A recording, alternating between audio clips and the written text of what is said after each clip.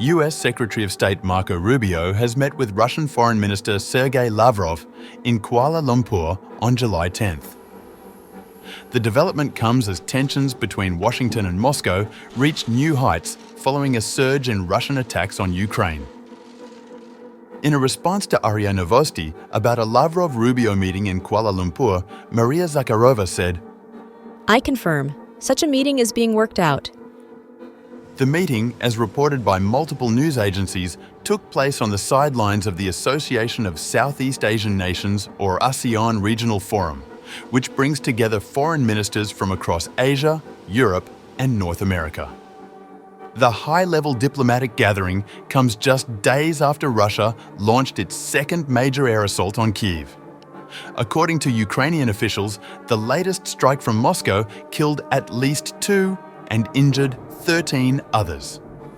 The talks between the US and Russian counterparts are expected to be contentious, as the US recently resumed shipments of defensive weapons to Ukraine after a brief pause, a move that was initially welcomed in Moscow, but later reversed following mounting civilian casualties from Russian strikes.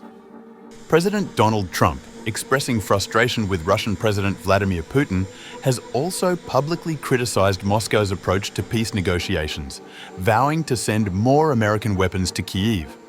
During a recent cabinet meeting, Trump said, "President, you want to send more weapons to Ukraine, as you said last night. Last week, the Pentagon paused some shipments of weapons to Ukraine. Did you approve of that pause?" We want to put defensive weapons because Putin is not treating human beings right. He's killing too many people. So we're sending some defensive weapons to Ukraine, and I've approved that. So who ordered the pause last week? I don't know. Why don't you tell me? Rubio and Lavrov last met in February in Saudi Arabia, with both sides seeking a path to end the conflict in Ukraine. But little progress has been made.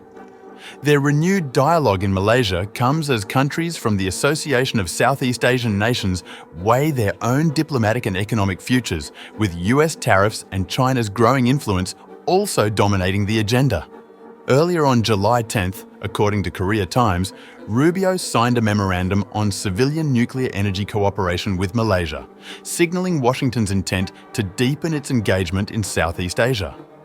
As Lavrov continues his diplomatic tour, the world will be watching to see whether any progress can be made toward de-escalating the war in Ukraine, or if the divide between Washington and Moscow will only deepen.